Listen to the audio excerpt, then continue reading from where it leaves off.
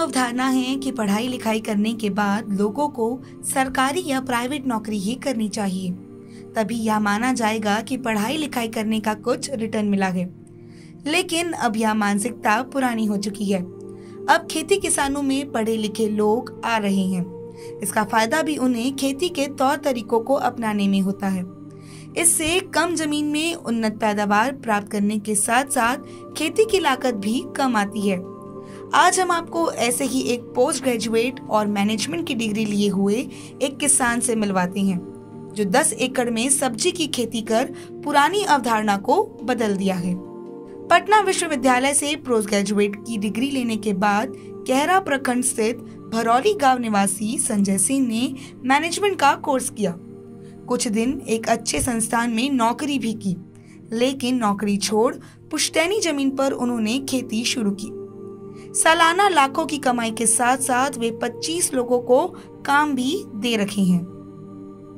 संजय सिंह ने बताया कि शुरुआती दौर में कुछ परेशानी हुई, लेकिन उन्होंने मनोबल नहीं टूटने दिया। इसका परिणाम है कि वे पहले 2 एकड़ में खेती करते थे, अब 10 एकड़ में सब्जी की खेती कर रहे हैं। उनकी देखा देखी गांव के दूसरे किसान भी सब्जी की खेती करने लगे हैं। उन्होंने बताया कि उनकी सब्जी अन्य राज्यों में भी सप्लाई की जाती है। बाहर के व्यापारी यहां से सब्जी खरीद कर ले जाते हैं। खेती में उन्होंने कई लोगों को रोजगार भी दे रखा है। मेरा प्राथमिक मेरा एजुकेशन पटना यूनिवर्सिटी से हुआ। वहाँ उसके बाद हमने मैनेजमेंट किया था LNMI पटना से ही। उसके बाद हम प्राइवेट जॉब में थे दिल्ली में। अच्छा खासा हम कमा रहे थे वहीं पे, लेकिन वो एक आत्मसंतुष्टि की बात होती है ना, वो नहीं मिल रहा था। दूसरे के अधीन में काम करना, उनकी बातों को सुनना और फिर अपने पूरा एफर्ट नहीं मिल रहा था जो चाहते थे एक संतुष्टि वो नहीं। इसके लिए हम गांव आ गए। वहाँ यहाँ बाप दादाओं का पुश्तैनी जमीन था, इस पे हमने खेती बाड़ी का प्लान क्या करें। पहले उसे पारंपरिक खेती यहाँ पे हमारी हो रही थी, यहाँ पे कर रहे थे सब लोग। तो धान गेहूँ, यहाँ पे ज़्यादा धान गेहूँ और मक्का, यही 3 चीज़ फसल होता था। यहाँ आने के बाद उस बारे में हमने सोचना विचारना शुरू किया। फिर हमने सब्जी की खेती के बाद गांव में भी कुछ जगह पे सब्जी की खेती पहले से हुआ करती थी। उन लोगों से मिलने के बाद वो प्रेरणा आया जो कि सब्जी की खेती करें तो कुछ आर्थिक आमदनी जो है तो ज़्यादा होगा। तो हमने 2 एकड़ से सब्जी खेती प्रारंभ किया पहली बार, वो भी गोभी और टमाटर से। और आज के दिन में हम 9 से 10 एकड़ सब्जी की खेती करते हैं, वो सालों भर। सब्जी, गोभी, टमाटर, बैगन, मिर्च, करेला, कद्दू, बोड़ा, ये सब चीज, ओल, सब फसल हमारे पास लगभग सारी फसलें मिल जाएंगी हमारे पास।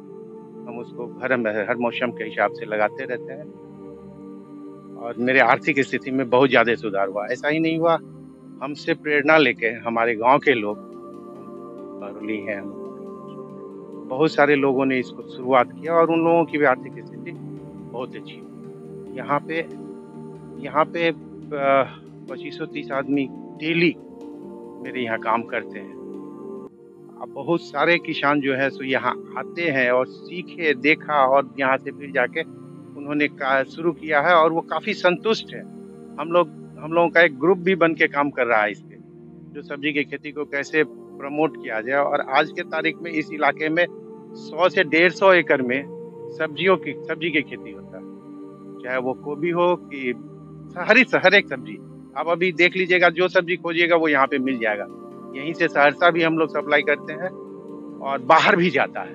बाहर के व्यापारी भी आते हैं तो लेके चले जाते हैं। अन्य राज्यों में भी यहाँ से कुछ वो सब ट्रेडिंग करने वाले यहाँ से लेके जाते हैं। हम लोग तो नहीं सप्लाई करते। एक 2 बार हम लोग यहाँ से दिल्ली भी भेजे थे और इधर भी भेजे थे। स्प्रिंकल के बारे में हमने पेपर में पढ़ा था, प्रधानमंत्री कृषि सिंचाई योजना के बारे में।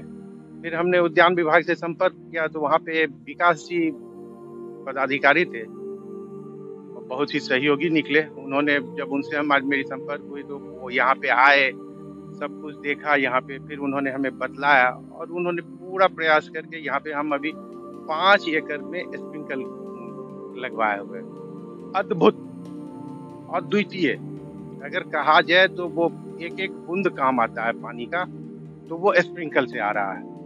हम परेशान हुआ करते थे मजदूर से या पानी की सुविधा से, इधर नहीं हो रहा है, लेकिन आज इसके कारण ऐसा हो रहा है जो कि हम खुद अपने 5 एकड़ खेत को कभी भी पटवन कर लेते हैं।